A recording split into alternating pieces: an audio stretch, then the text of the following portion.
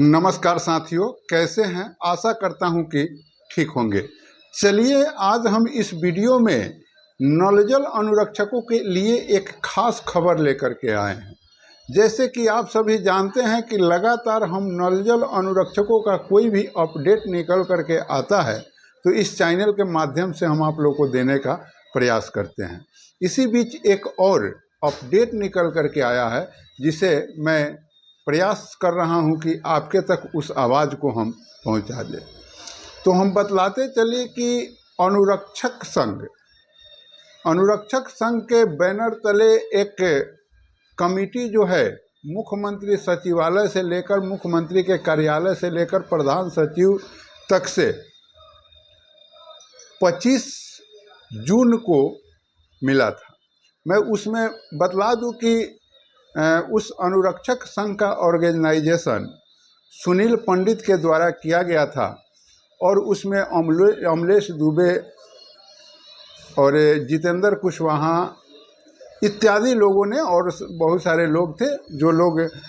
पटना में गए थे और उसमें चयनित अनुरक्षकों के लिए चयनित और कार्यरत अनुरक्षक जो चयन भी हैं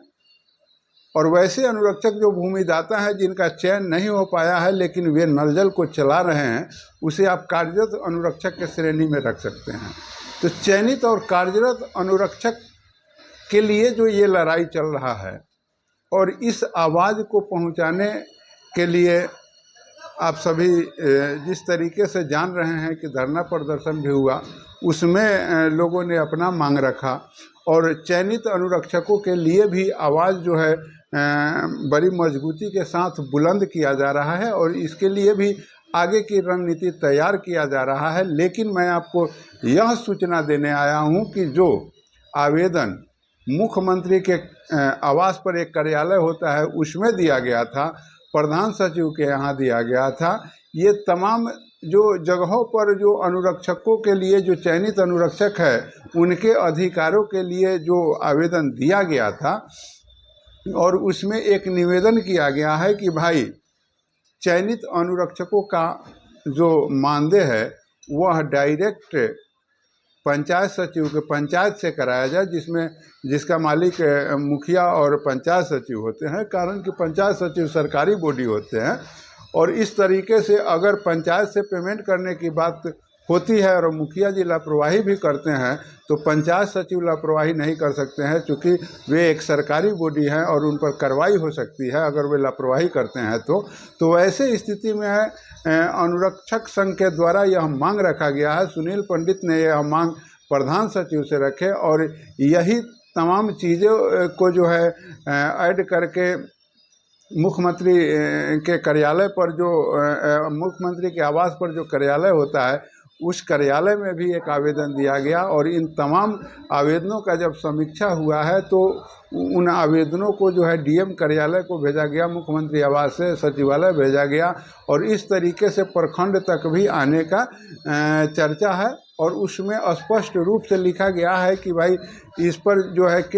विधि संगत कृत कार्रवाई करके और यह कार्यालय को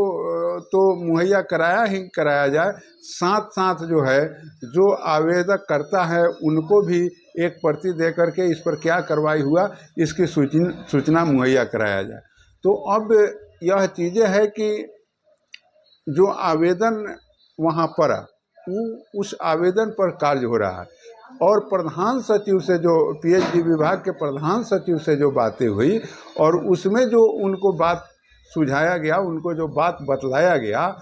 उन बातों को वो समझ गए कि हाँ भाई कहीं ना कहीं परेशानी है और चयनित अनुरक्षक जो हैं उनको सारा डॉक्यूमेंट दिखाया गया तो उनको ये बात समझ में आ गया है कि कहीं ना कहीं से चयनित अनुरक्षकों के साथ नाइंसाफ़ी हो रही है और इनके बात को आगे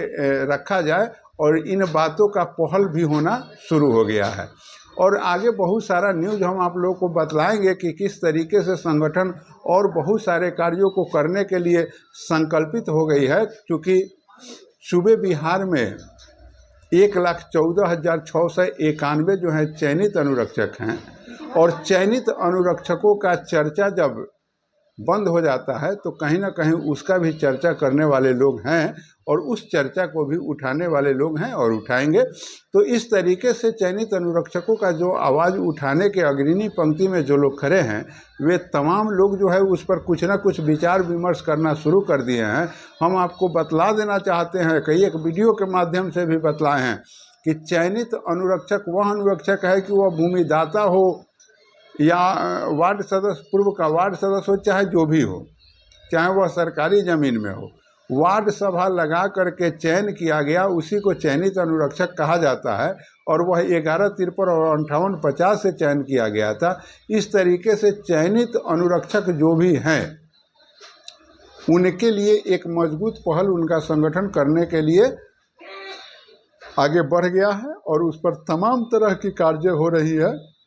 जो आगे जैसे जैसे उसमें से जो भी चीज़ें निकल करके आएगी वो हम आप लोगों के सामने परोसने का प्रयास करेंगे। फिलहाल यही सूचना है कि जो चयनित अनुरक्षकों